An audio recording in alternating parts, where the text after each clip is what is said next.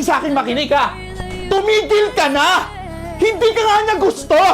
Ini-entertain ka lang niya kasi may kailangan siya sa'yo! Hindi mo ba napapansin ha? Na sweet lang siya sa'yo pag may kailangan siya. Pero pag wala na ano, hindi ka niya pinapansin.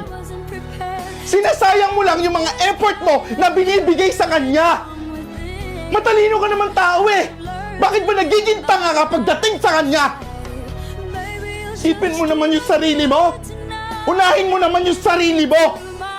At tanggapin mo na hindi ka magugustuhan ng taong nagugustuhan mo. We'll just dream of you.